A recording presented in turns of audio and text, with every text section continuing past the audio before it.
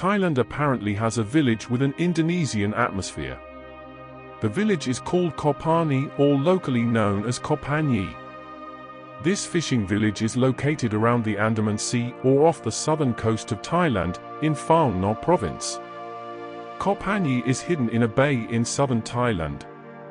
This floating village is protected by towering limestone cliffs up to 20 meters high. According to history, Koh Panyee Village was initially founded by 3 Javanese fishing families about 200 years ago. They settled and grew, and today the population exceeds 1,680 people in 400 families. The majority of the residents also practice Islam. The origin of Koh Panyee Village began when these 3 families were searching for a fishing location. Originally from Java, they traveled along the coast of Malaysia until they reached the waters of Thailand and discovered an island in Phang Nga Province. They then climbed a hill to hoist a flag as a sign for other fishermen to join them. Since then, more people started arriving and joining them, eventually leading to the construction of a floating village on the water. With this clever idea, they managed to avoid Thai laws which prohibit foreigners from owning land in Thailand. Over time, as many tourists started visiting Koh Panyi, it became a tourist destination, allowing the Javanese descendants to gain ownership rights over the land despite being foreigners. From its inception, the village prioritized the construction of fresh water wells and a mosque. Gradually, Koh Panyi now has facilities similar to a typical village.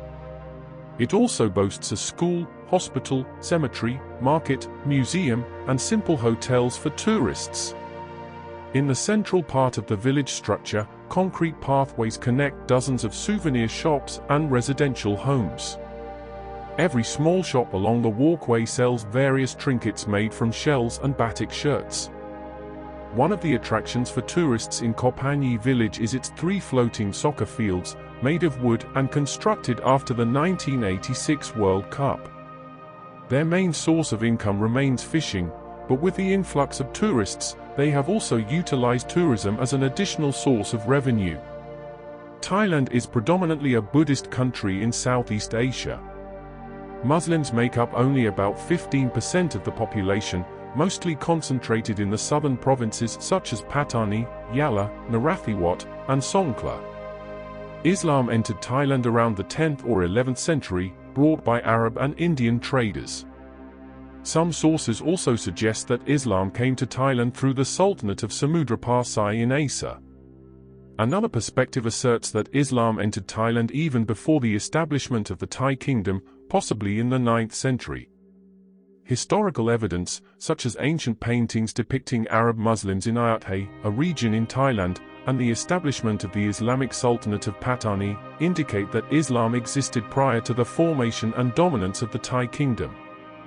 According to Asep Ahmed Hidayat in his book, Sejarah Social Muslim Minoritas Etnis Melayu di Nusantara, Patana Thailand, Singapura, Mora Filipina, Dan Timor Leste, the southernmost region of Thailand initially comprised a sovereign Malay Islamic kingdom, the Sultanate of Malay Patani, which likely encompassed 5 regions: Patani, Yala, Narathiwat, Songkhla, and parts of northern modern-day Malaysia, Kelantan, Kedah, Perlis, and Terengganu. According to the manuscript of Hikayat Patani, the Sultanate of Patani was ruled by 3 dynasties: Sriwangsa, the first Kelantan dynasty, and the second Kelantan dynasty. The people of Patani themselves referred to the Sultanate as Patani Darussalam or Patani Raya. During its golden age, the Sultanate of Patani was recognized as the greatest Malay Islamic empire in the Malay Peninsula. Patani Raya was a renowned and prosperous port city, governed by rulers who were depicted in history as having significant regional influence. Since the arrival of Islam in the archipelago, Patani's land had been visited by nations. In the 14th century, Patani's port city had developed into the Kingdom of Patani Raya.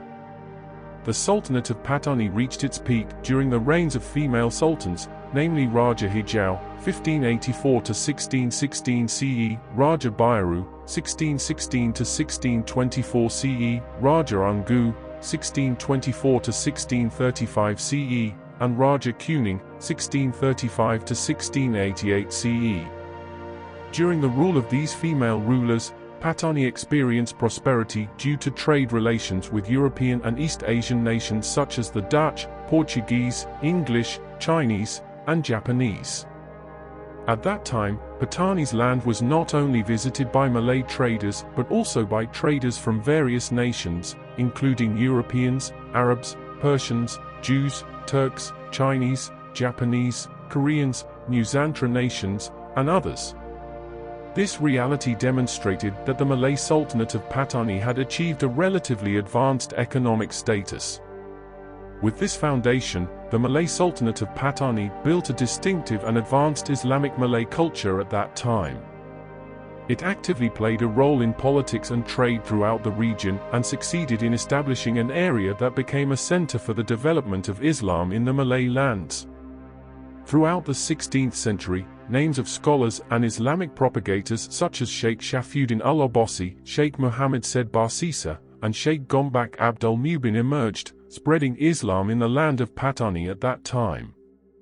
Other influential preachers included Sheikh Faqih Ali al-Malbari, Sheikh Ali Faqih al-Fatani, Sheikh Abdul Jalil al-Fatani, among others. As the 18th century approached and throughout the 19th century, Patani continued to serve as a center of Islamic culture and civilization, even becoming a hub for Malay literature infused with Islamic themes. During this period, Patani produced renowned scholars who were not only celebrated in the Malay world but also recognized in Arab, Turkish, and North African regions.